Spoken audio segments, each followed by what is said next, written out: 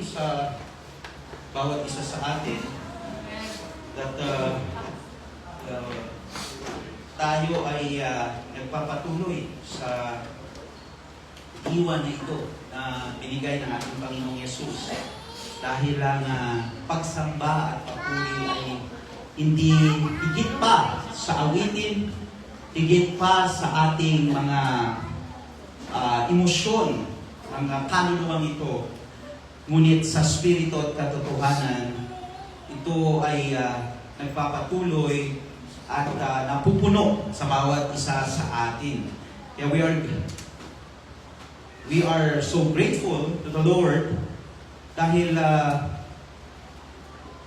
we believe in faith that it seems that it will not, hindi ito hihinto, hindi na to magmamaliw sa ating mga buhay. And as we speak of this, we speak of life, we speak of living, dahil ayaw ng Diyos na makita tayo na nagmaandap-andap ang liwanag sa atin. Ayaw ng ating Panginoong Yesus na nasa trono na nawawala ang ating pagiging tagapaglingkod sa Kanya. Our advanced servant serving Him through eternity. At nagpapatuloy ito dahil kaisa natin ang Panginoong Yesus. Kaya mga kapatid, ano man ang inyong pinagdaanan, whatever it is, whatever you're living for, or yung whatever na yun is, the different circumstances, anuman ang iba't ibang kalalagayan ng inyong nangyari sa inyo sa nakaraang linggo, ay iisa pa rin ang Diyos. Ang Panginoong Yesus pa rin ay nag-aahari. Ang Diyos ay ang ating Panginoon magpakailanman. Ito ang ating isinasapamuhay araw-araw. Hindi ito nagmamaliw sa kaharian ng Diyos. Hindi ito humihinto, hindi ito tumitigil, nagpapatuloy. It flows, it goes on and on until He returns here on earth and His kingdom come as it is in heaven. Kaya, nasan man kayo ngayon, alisin nyo kung saan nakatuntong ang inyong mga puso at isipan, ilagay natin ito sa kaharian ng Diyos. Because it's there, it's existing, it's breathing, it's active. Lahat ng tagapagsunod ng Diyos, the followers of the Lord, are existing, breathing, and active through the Spirit of God. But the world may be as usual, the world may be coming to its darkness, the world, the spirit of the world, our flesh as it used to be, nadadagdagan, nagkakaedad, lumalampas sa pagkabata, ang ilan nagiging senior, ang ilan ay nagiging elders, but it's the same kingdom of God that goes on through eternity, being one with the Lord Jesus Christ. Amen? Amen. Kaya kung babaunin mo ang flesh sa'yo, it will not matter. The kingdom of God matters. Amen? The Lord matters. The Lord Jesus Christ matters. Whatever your issue in life, marami kang nilalagay na damdamin sa iyong puso, dito ka pa din. You're existing. You're breathing and active. Until the day the Lord that calls us to stop living in this world but being with Him in spirit. Amen? At lalong-lalo na sa Kanyang muling pagbabalik. Hallelujah! Glory to God in the highest. Amen?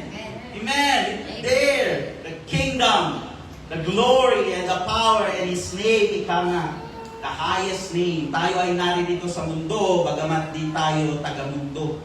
Di man tayo taga-rito. Ngunit tayo ay naririto. The Lord prayed for that. Jesus desires that we're here. Because this is where we will be transformed into His image and likeness. Wala nang iba, ano? Walang ibang lugar. Hindi naman tayo ipoporma, hindi naman tayo maipoporma sa kung anumang galaxy or whatever it is, that space that does not belong to His kingdom. But it is here. Pagkamat hindi tayo taga rito, tayo naririto dahil sa Diyos. Amen? We exist we breathe, and we are moving because of the Lord. The scripture says, he who worship Him must worship Him in spirit and in truth. Hallelujah! Kaya nung nagpupuri tayo kanina, ano man ang issue natin sa buhay, whatever it is that holds us, or whatever it is that moves us, ang ginagawa ng Diyos ay ilalagay niya ito sa isang salaan, sangkalan, sa napakakipot, upang hindi yung emosyon natin ang siyang nagdadrive sa atin para purihin siya, at hindi rin yung laman natin, yung ating kaluluwa na binabago ng Diyos ang siyang mangibabaw, kundi ang Espiritu at katotohanan. Amen? It's moving in this time. Okay? So, whatever is happening in our life is made possible through the Lord Jesus Christ as we follow Him. Eh ano man ito? Iba-iba tayo. 8 billion people in this world experiencing not exactly the same, but still exactly here, we are here. Our body, soul, and spirit is here. It's there. No? Hindi mo pwedeng sabihin wala kang katawan. Hindi mo pwedeng sabihin wala kang kaluluwa. Wala man lang maramdaman ang iyong kaluluwa, emotions, mind, hindi ka man nakapag-isip. Ano pa? Soul is and your will. Ang yung wala ka mang ninanais sa iyong buhay. You cannot say that. Amen? At hindi mo rin masabi na sa pagkakataong ito ay hindi mo nararanasan ang kaligtasan ng Diyos, which is the powerful Spirit of God. Amen? Powerful Spirit of God is there, then and then, coming from the Lord Jesus Christ, galing to sa kaharian ng Diyos. And now we're here, being moved, being formed, tayo hinuhulma, as He is the potter, para tayong clay. The clay is being formed into the image and likeness alone of the Lord Jesus Christ. Amen? And as we follow Him, we are required at the same time to honor God and glorify Him. Sabi nga, even sa mga epistle ni Paul, who are we to question God? Ba't mo ko ginawang ganito, Panginoon? Diba? Sabi daw ng mga old Israelites, diba? Bakit mo pa sinisisi sa amin ang mga kasalanan? Bakit pa, at ang sabi ng Espiritu ng Diyos kay Apostol Pablo, anong sabi? Tinatanong mo ang tagapagulma, tinatanong mo ang Ama, ang Abba Father, who formed you like that? Of course not. Amen? We are here in this time, and we should give glory to the one who is molding us, who is forming us, transforming us into His very image and likeness. Amen? Amen? Okay. That's why we glorify Him through what? Ano ang nangingibabaw ba sa atin? Nagturo, sunod-sunod na ituro sa ilang taong ating pagiging Kristiyano through our love, di ba? Loving scriptures nito. In Micah 6:9, love, mercy, so on and so forth. And lahat na ituro sa even the pulpit, the loving church, so on and so forth. Okay? To our love, obeying Him every day, and being faithful to Him in everything we do. Ayan, kaya tayo narito. We are existing, we are breathing, and we are active in the Spirit of God, through the Spirit of God. Sa lahat ng bagay na mabubuti ay ang napaparangalan ay siya lamang at tanging siya lamang. Amen? Amen! Let us open our Bibles. Marami na akong naghihintay. Open our Bibles in Colossians chapter 3 one verse only. Colossians chapter 3 verse 17.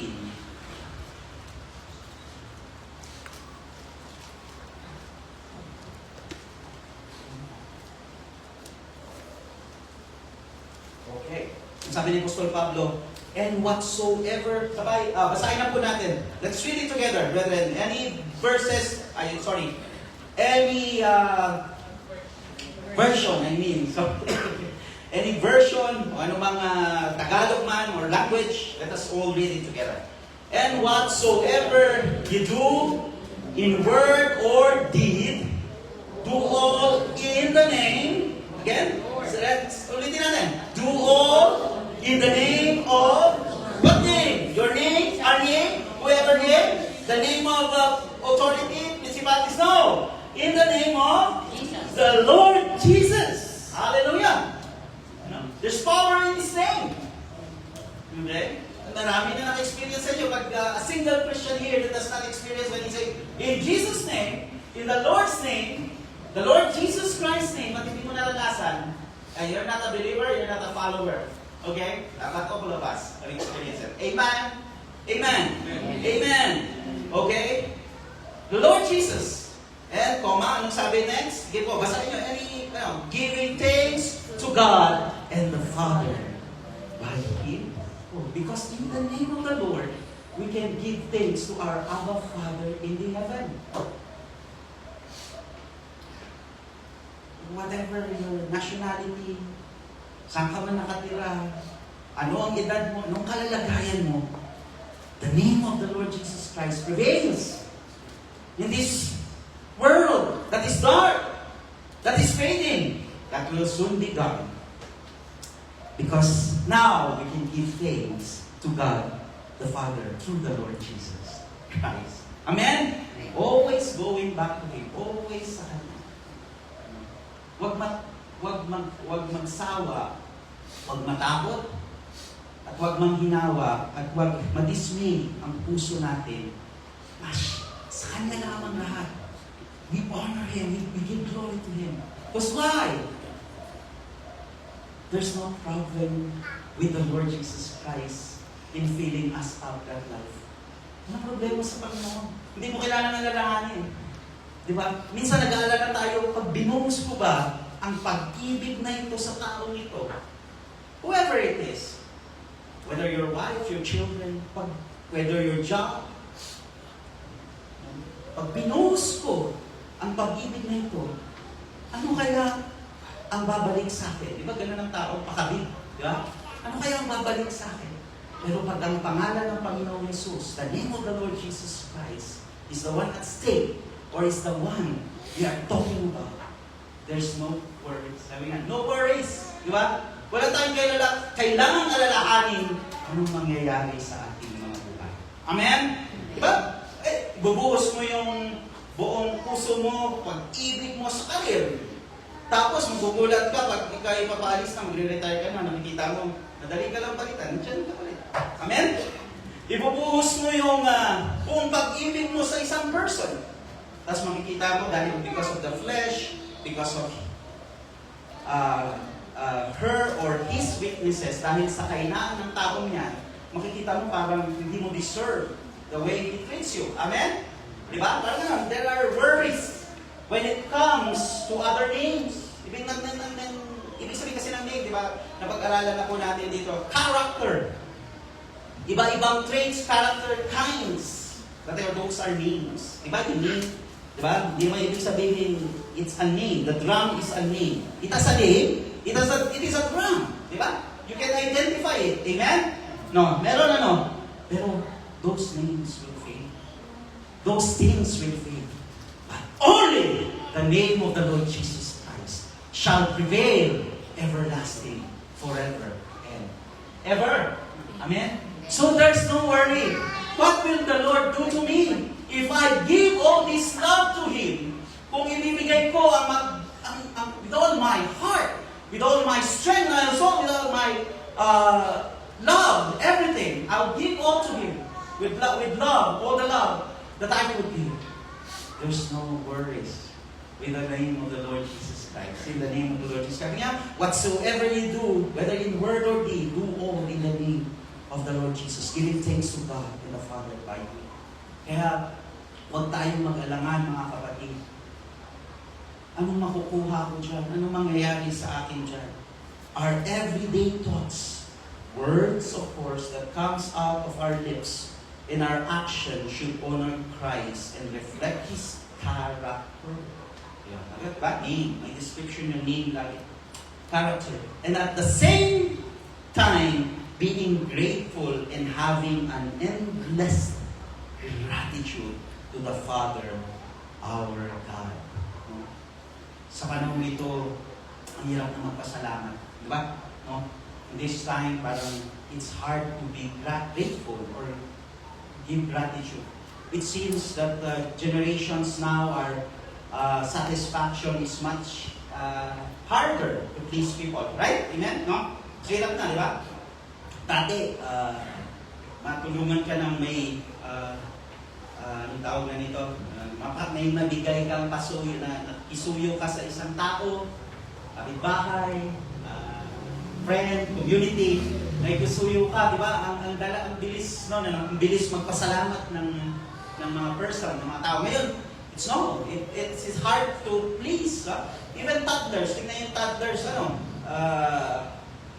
ano na to, kung nabuta yung mga millennials, or millennials and Gen Alpha and so on, kung ano pa mga Gen na latest, they are in the younger working force now, yung iba, tapos yung iba,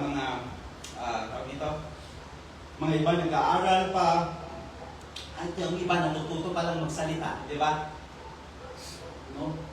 Pag iiwan mo yung bata, no, pag nakita mo yung, lalo na secular family, sa isang secular family, kaliwat kanan na ang gadgets, ang electronic na laruan, gadgets, may ano pa yan, may mechanical pa na laruan, yung mga laruan ngayon, iba na yung technology, di ba? Robots, yan.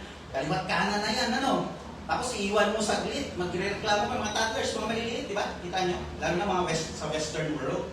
Kapalad pa dito sa Pilipinas, medyo hindi pa tayo masyadong kumukopya ng ganung ugali, Pero sa western world, may ganun na, may tablet na siya, may cellphone sa harapan, yung sasakyan, ngayon, may mga sasakyan, may TV pa, di ba? May maliliit na TV, di ba? May dipindot, lahat, lahat, pati inuupuan ngayon, di electronic or soon, pati yung sasakyan, iwanan mo yung sasakyan, sabi, Daddy, Mommy, I'm bored, sasabihin ng mga toddlers, amen? No? Sa kapanahon na ngayon, bored, di ba? Samantalang dito, sino yung nakaranas, yung mga Gen X, kala nila, yung pag nakaupo ka, tapos bumabiyahe sa sasakyan, nakatingin ka lang nasa bus ka man, diba? Ay, commute tayo, nasa bus ka, nasa sasakyan, nasa jeep, makita mo lang yung patak ng tubig, nakahanginan, gumagano, tuwang-tuwa ka na. Hindi ka na bubur, di ba? Nanaman nyo yung panahon na yun. Kumpara ngayon, pagyan mo yung bata ng sandamakmak na gadget, I'm still bored! Sasabihin ng bata, it's hard to please the soul in this time. We're not talking about just those kids, ha? Hindi natin single out yung generation na yun. Okay? And we're not glorifying our generation. Okay, na sa pamamagitan nun, mababaw lang yung kaligayahan natin.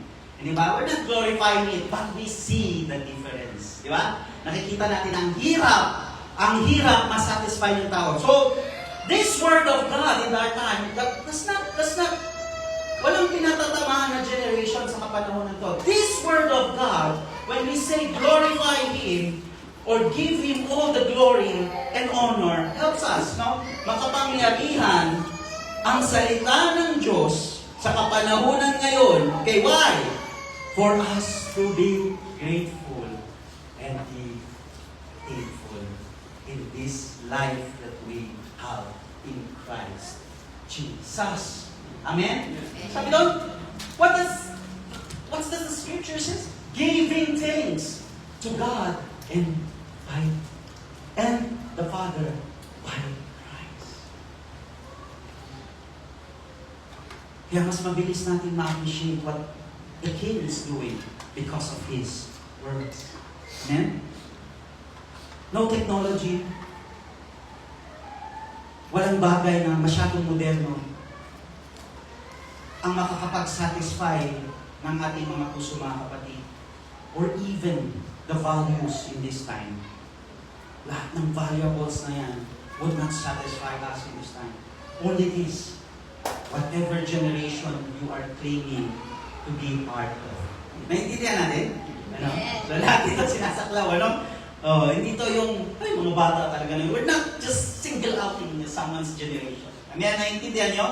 Hindi divide na nga, tapos the church should unite it, di ba? Paano tayo nagkakaisa sa salita na Diyos? Amen?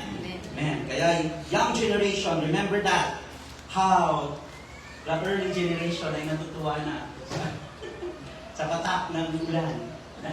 Parang ano, hindi ko na ikwento sa mga anak ko eh. Parang it's marching in the window. Tapos sila nagre-racing. Masaya ka na noon, di ba? Pag nakasakay ka, nakakommute ka, yung mga naglalakad, paano yung mga naglalakad? Masaya nang nababasa sa ulan. Di ba? Amen! Okay? Yun. Hindi sa sinasabi ko, no! We're just saying, let's be grateful. Whatever generation you are, right? Whatever age, nasa iyo. Be grateful because the Word of God says so. Amen? Amen. Kasi kayo, grateful lang kayo. Bagong ganito, bagong ganyan. Amen! Amen! Young people! Knock, knock! Who's there? Baka may sumagot sila. Hey! May knock, knock. Ibig sabihin, hello! Young generation, say amen! Young generation lang ha. Huwag mag-feeling yung huwag mag-assume yung mga strong generation. Baka para kinokonsuelo. No. Young generation, say amen! Hirap na talaga ngayon. Kailangan yata, may phone pa kayo.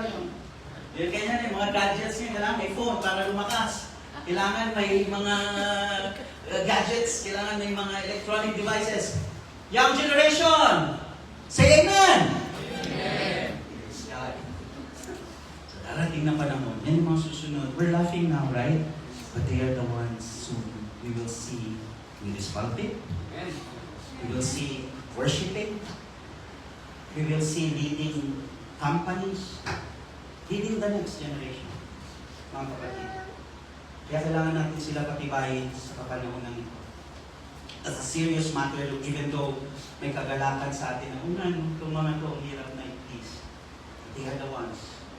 If the Lord will not yet return, 10 years from now, 20 years from now, we will see them. That way. Malaking responsibilidad natin mga magulang to train up a child in the way that they should. Go! Amen? Amen. Young people! Affirmative ba? Hindi na gagawin. Hello, young people! hindi na natin pwede gawin knock-knock or hello, young people. Amen ba, young people? Amen.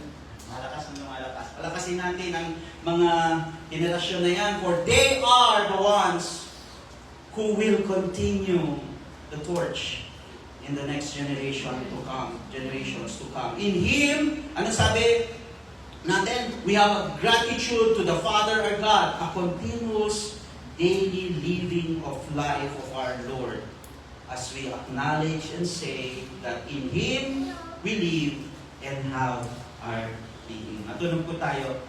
We are going to, when we say behavior and character, in whatever we do, kasi nakikita niyo po, when Apostle Paul said this, hindi ito yung is just saying it for the sake na ano man ginagawa mo, ano man palalagayan mo. Ang sabi niya dito, whatsoever you do in word or deed. Ibig sabihin, saklaw lahat, di ba? Saklaw lahat. Hindi niya sinasabi, ano na to? Don't get the notion of the Word of God na parang walang, the Word of God is so, ang laki ng ano niya sa atin, ng concern, ng pakialam ng salita ng Diyos sa atin. Tandaan niya kapatid, if you feel something, sometimes na, parang bang, paano ko i-brought out itong mga problema?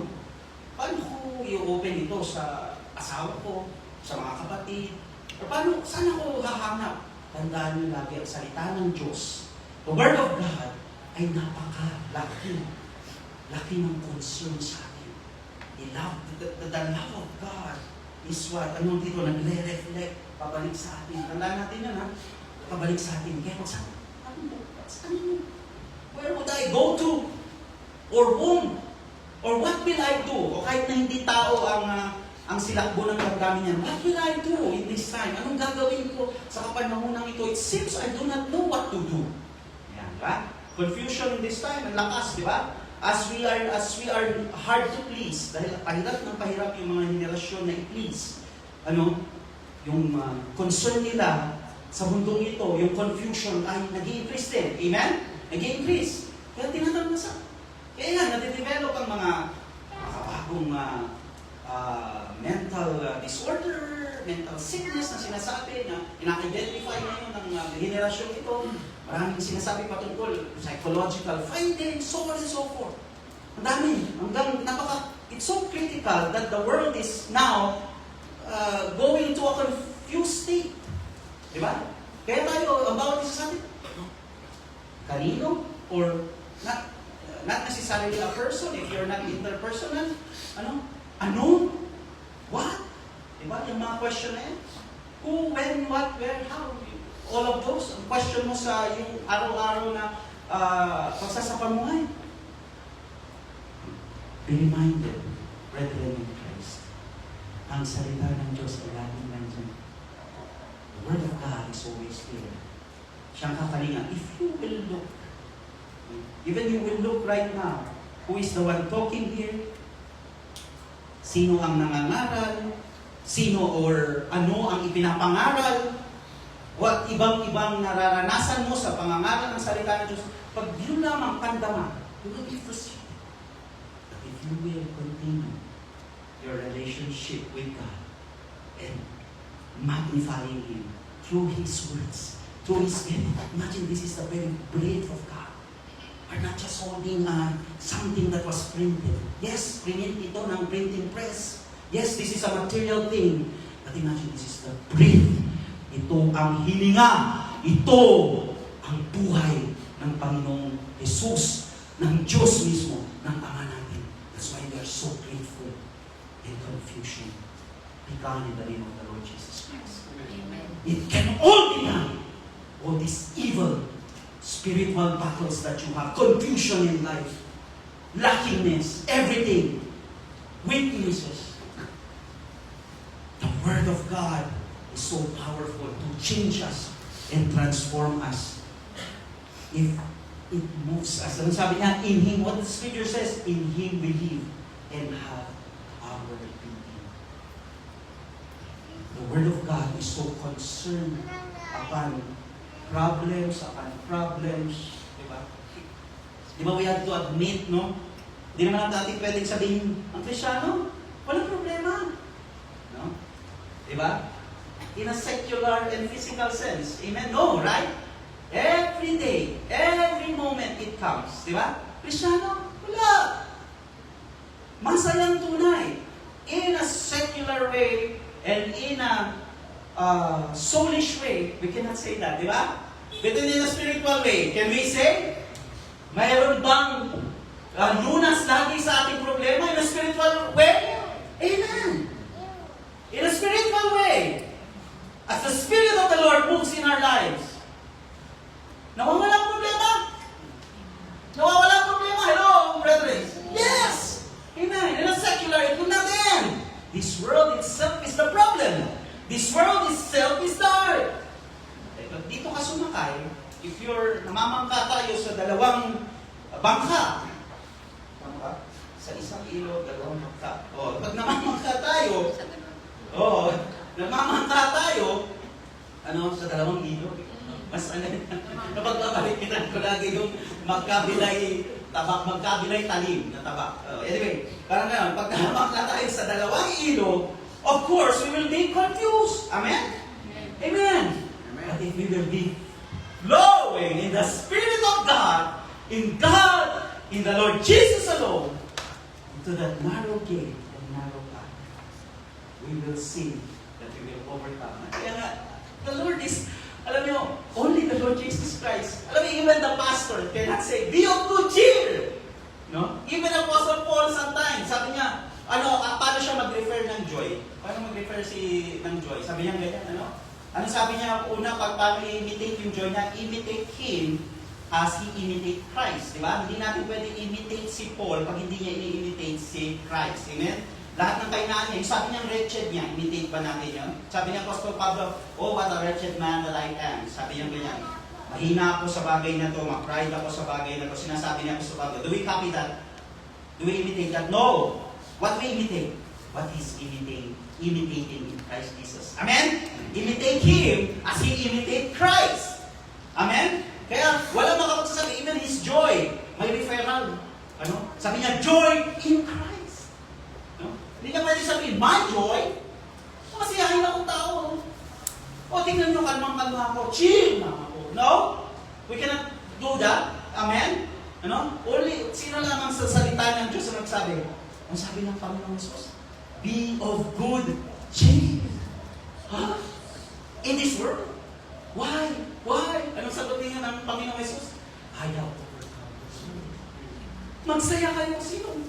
Pagsasatisfaction. Pag sa flesh lang natin, we not be satisfied. This world is fading. Paano ka makakapag-cheer? Be of good cheer. Ang Panginoong Jesus lamang. In the name of the Lord Jesus Christ lamang. Be of good cheer. Because what? He has overcome this world. Hallelujah! Glory to Him! Kaya continue looking unto the Lord. Mapu-frustrate kayo pag nakatingin lamang kayo.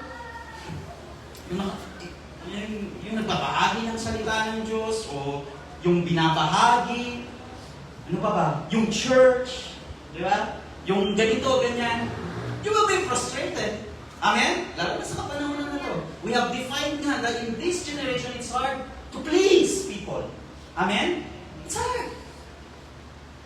Ay, balik-baliktarin mo pa yung sarili. You will not please them. But it's not the job of man to please people. Amen? It is God who is giving us that satisfaction. Hallelujah! It is the Lord Jesus Christ whom we please every day. Hallelujah! Glory to Him.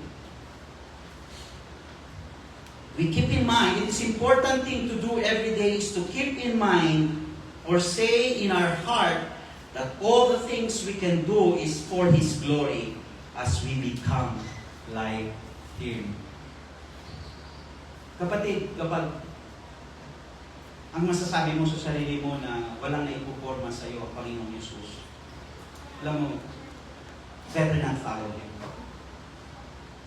But if you can say right now, right here, right now, in your heart, within your heart, na may nababago sa iyo ayon sa wangis ng Panginoong Yesus. Hallelujah! Nababago sa iyo ang wangis ng Panginoong Yesus. Portion, even portion. We don't know the portion, right?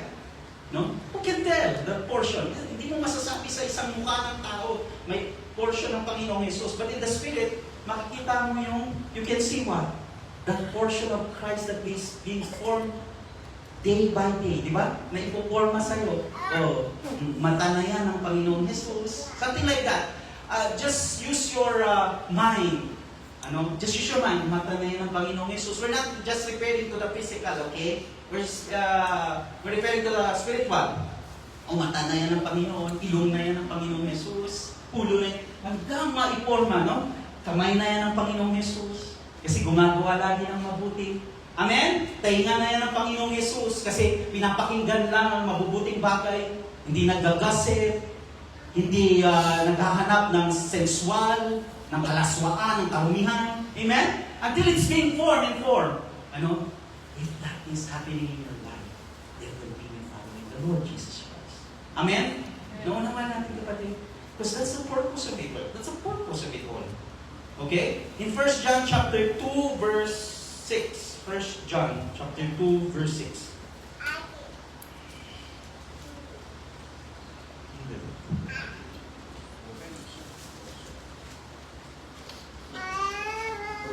Isang verse lamang po ito. So let's study it na.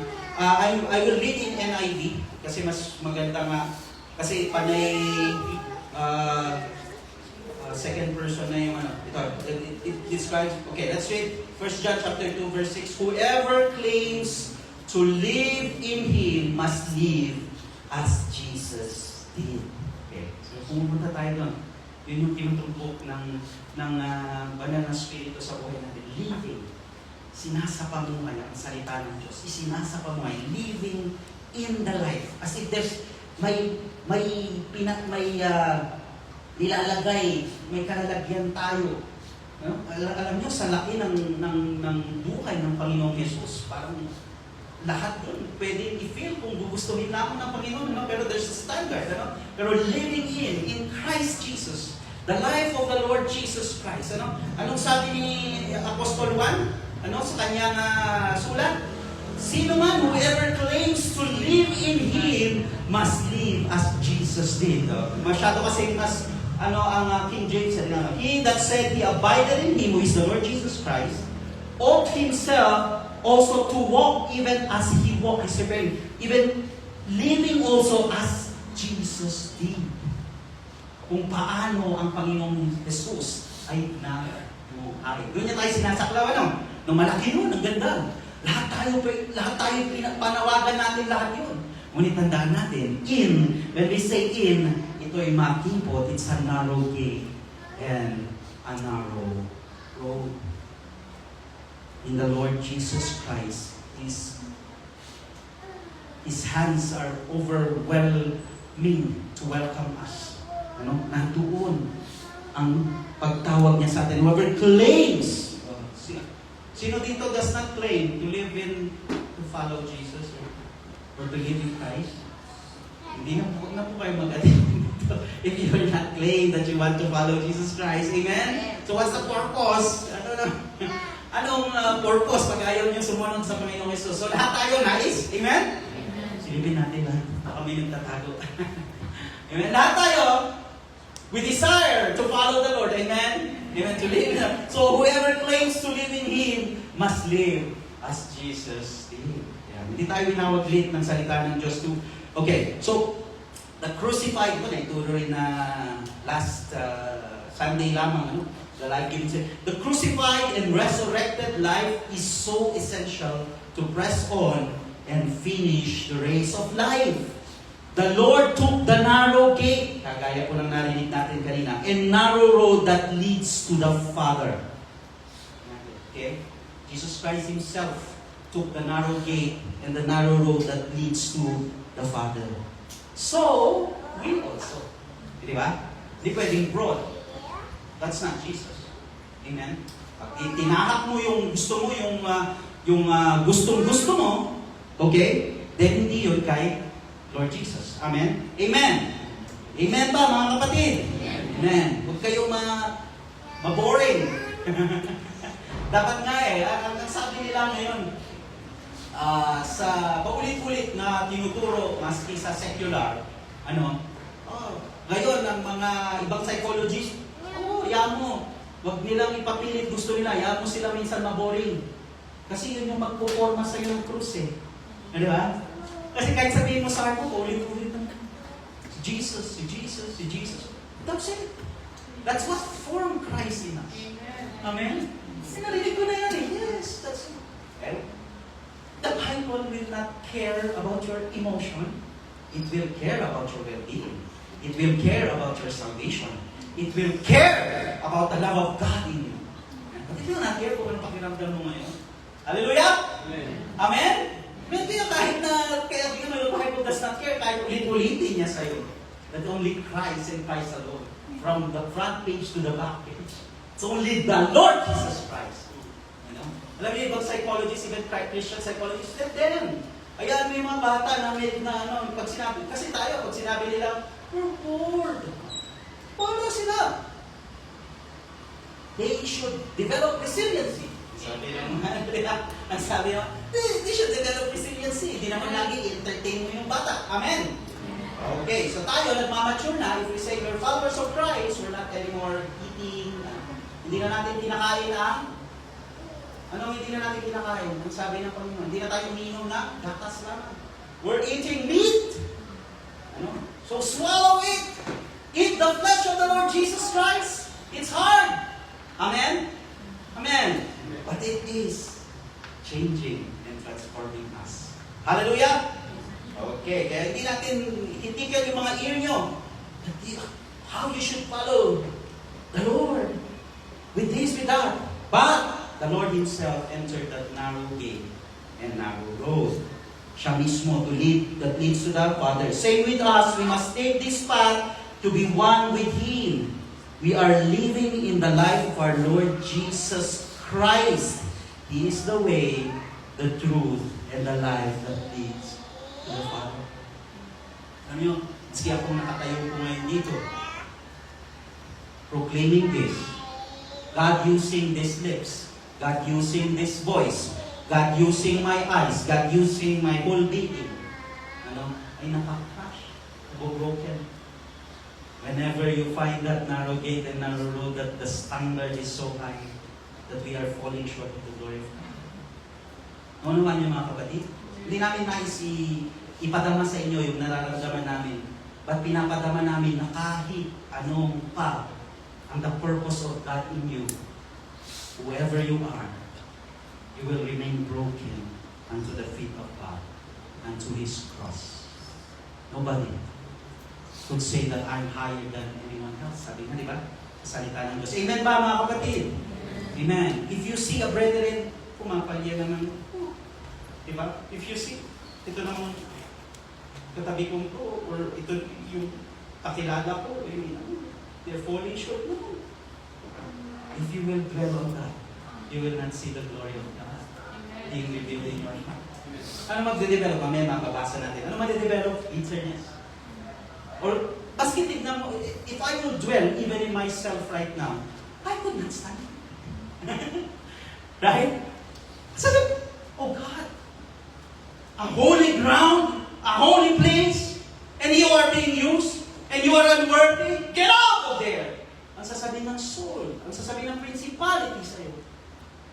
But if you go on, and take that narrow gate, ang narrow road, kakasangkapanin ka ng Diyos, whether you like it or not.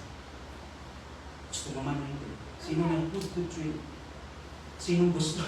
Sinong na ito ang tatahakin ko na sinong may gusto?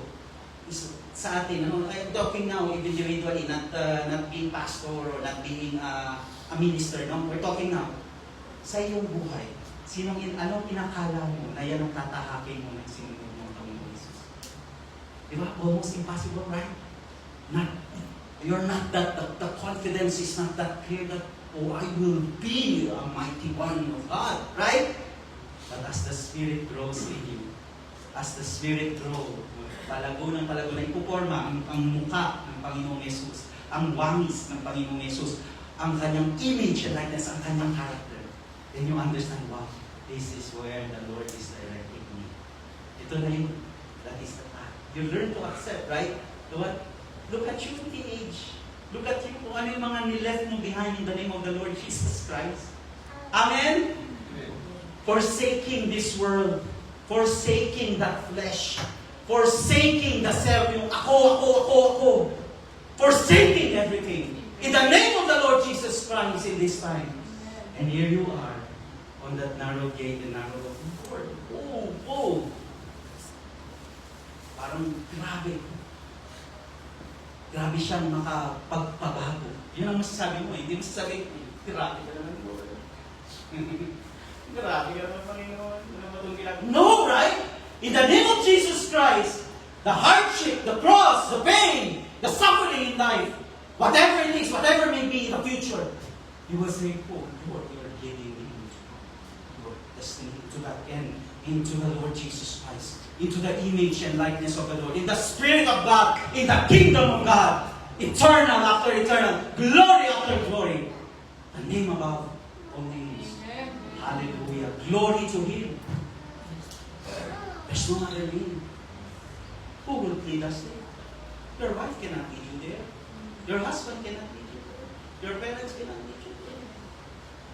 Your teacher cannot lead you. Your pastor cannot even. Physical na.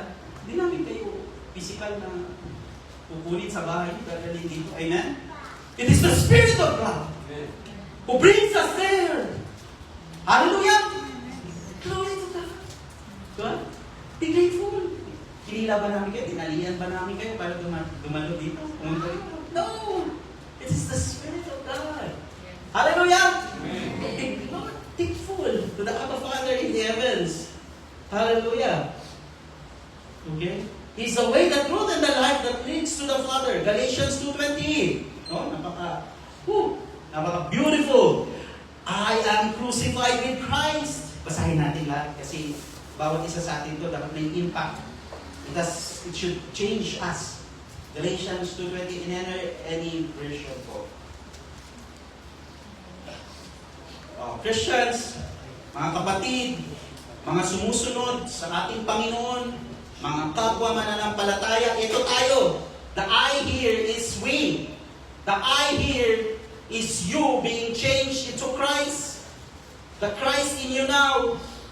Ayan, hindi ito yung I na ikaw lamang at sarili mo lamang at sentro ka ng sarili mo. Amen? This is the you in Christ. Okay, let's see.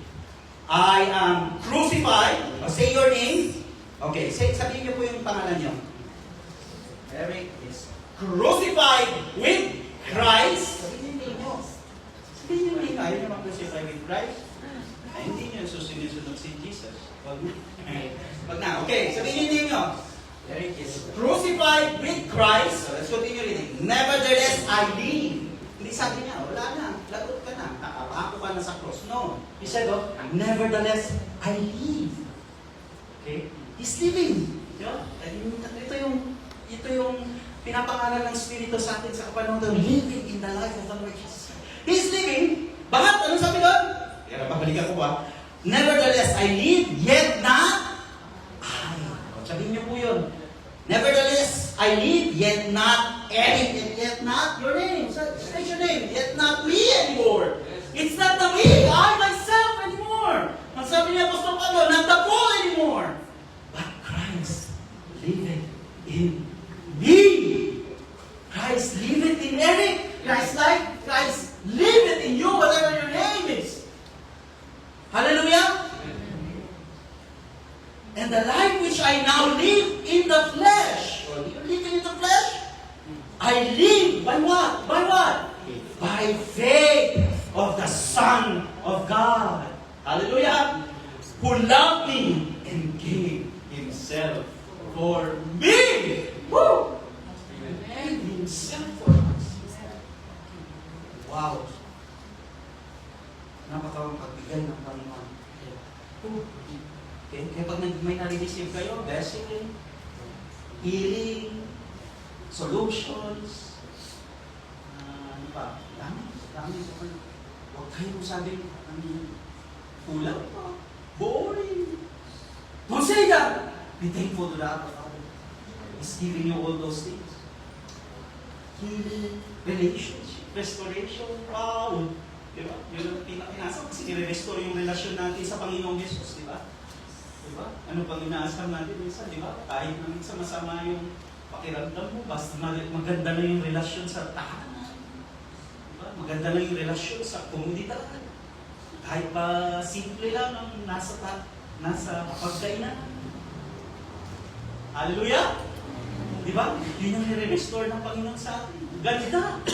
Tapos gusto nyo mamuhay tayo sa araw-araw na lang na miserabling sirang relasyon. Diba yun? Wala yun. That's not the suffering of Christ. That's not the crucified life. They're living! But in Christ. They're living! In the name of Jesus Christ. Not our name. Our name. Not our character. Hallelujah? Amen. Oh, God, forgive us. Forgive our generation. For me myself. Nakikita ko sa likod, so selfish. Pag nakita mo na yung pangalan ng Panginoon Jesus, masyadong makasarili. Sabi, when you're being rebuked by God, right? Tell that to yourself. And you will be crucified with Christ. And you will live. And not you anymore, but Christ in you. Hallelujah! Amen. Forgive us. Forgive me. Patawarin niyo po ako kung if it's so, I'm not being trying to be rude. No? Mga generasyon na ito, it's rude! We're talking about West, ha? Mga Pilipino pa rin tayo. We have resilient. Okay? Pero huwag din tayo mayabang. Mga hambog tayo minsan, di ba? Mga Pilipino, tayo namin. Malamoy nga kami sa bahay. Mga Pilipino tayo talaga. Ano? Di ba? Instead, tell that to yourself, napaka-makasarili po, napakayabang po. Amen? It should be Christ. Not me anymore. I live, but in Him, I live and move and have already crucified him. He's the one living already. Okay? Amen. Glory to Him. Let's give a mighty clap offering to the Lord. To the King of Kings. Oh. Yes. To Him alone. Thank you, Lord.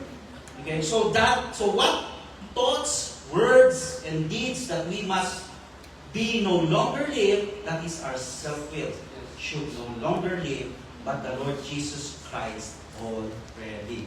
Listen, destroy the self-will. Saan yun? Colossians chapter, balik tayo doon. Colossians chapter 3 pa rin po yun. Verse 5 to 10. In-skip lang natin kanina kasi this is what the Lord is saying to us. Okay, let's go read chapter 5 to 10. Dire-diretso na po natin yung basahin ha. Mortify therefore your members, nandun na po kayo, Colossians chapter 3 verses 5 to 10. Which are upon the earth, fornication, uncleanness, inordinate affection, evil concupiscence, ibig sabihin cravings, evil cravings, yung hangat mong magkasala natin, and covetousness, which is idolatry. So when we covet, when we desire this, when we desire to sin, that is idolatry, we idol ourselves. Verse 6, for which things sake the wrath of God cometh unto the children of disobedience. Now, are we still this? Are we still this? Verse 7. Verse 7 will tell you kung kayo pa rin ito, in which ye also walk sometime. Okay. Noon daw, yan ang buhay mo. Yan ang buhay natin. When ye live in them. In verse 8, but now, this is the hope. This is the blessed hope. This is the Lord in us. This is the Christ in us. This is the crucified life of Christ in us. This is the faith that we have. Verse 8, but now ye also put off all these things. Inaalis mo na ang mga bagay na ito sa iyong sarili. What is all this? Anger, wrath, malice, blasphemy, filthy communication out of your mouth. Verse 9, lie not one to another. Okay. So, katitisuran natin mga Kristiyano ito. Dami nating twisted, kahit white lies. No, sabi na kanina, amen? No? Papago natin hanggang maging bibig, hanggang maging labi, hanggang lips na yan ng Panginoon Jesus. Ang lips, ang labi, ang bibig, ang tongue, ang feet, ang mouth ng Panginoong Jesus ay walang karumihan. Hallelujah! Amen ba mga kapatid? Tayo lahat to. We're being rebuked here. Amen? Hanggang maging siya na yan sa ating mga bibig. It's Him already. Blasphemy. Blasphemy is great disrespect to God.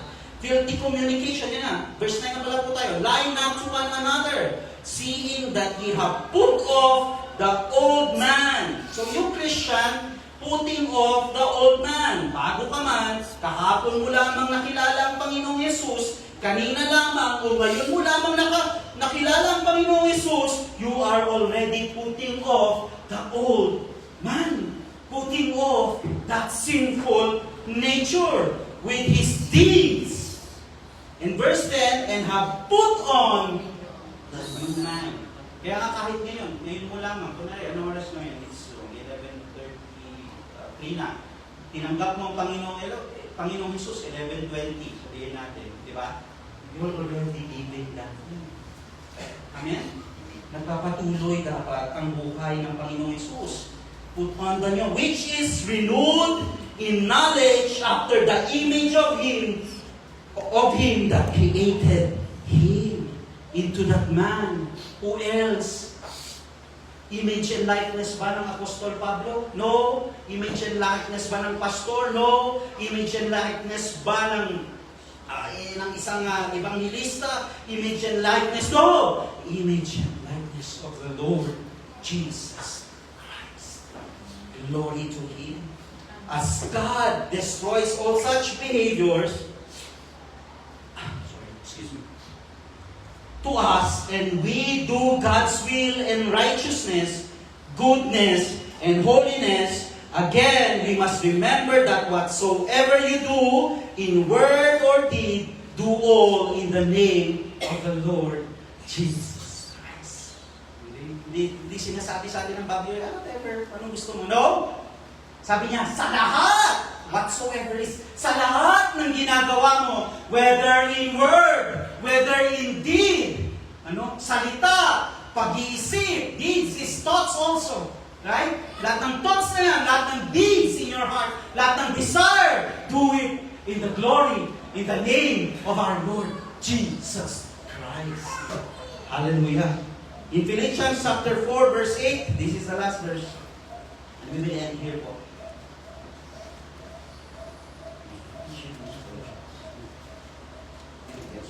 Philippians chapter 4 verse 8. Finally, brethren, let's all read. Okay lang po ba? Nasama po kayong magbasa, okay? Para iba po kasi napaka-personal sa inyo nito. This is your relationship to the Lord. Okay? This is our relationship to God. Okay. Philippians chapter 4 verse 8. Finally, brethren, whatsoever things are true, whatsoever things are honest, whatsoever things are just, whatsoever things are pure, and whatsoever things are lovely, whatsoever things are good report, if there be any virtue, kung ano man daw any virtue, and if there be any praise, when you praise the Lord, any praise, any glorification to God, think of these things. Remember, whatever things are lovely, nasakot niya na lahat. Pure, honest, goodness, true. Ang idea nito after you have received this is, after we have prayed, after we have offered our love offering, our tithes to God, after we close it, then we go forth to change person. That's the idea. That's what the Bible wants. But the flesh will battle this. But remember that. Go on. Press on. Whatsoever. Ano pa man yan? Whatsoever. Ano pa man yan? Gagambala mo sa puso mo isipan. Ari na ito kita. Tapos kinato. Pagkatapos sinangkot ka naman, di ba? Okay, pala na. Sinantok ka naman, di ba? Ito kita pala na. Or ano pa? Lalapas na naman yung laman. Go back to the Lord. Fix your eyes on Him. Because we believe to the goodness, to the magnificent word of God.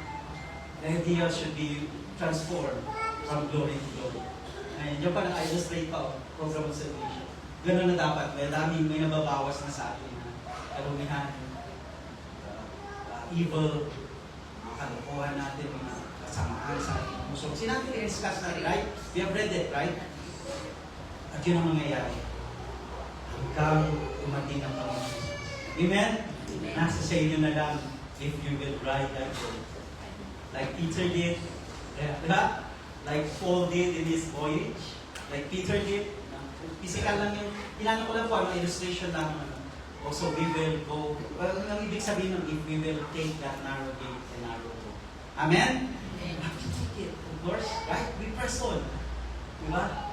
Yun ang salita ng Diyos eh. Salita ng Diyos, makapangyarihan. Amen ba mga kapatid? Hallelujah! Let's all pray for that in our heart. Let's all stand and pray.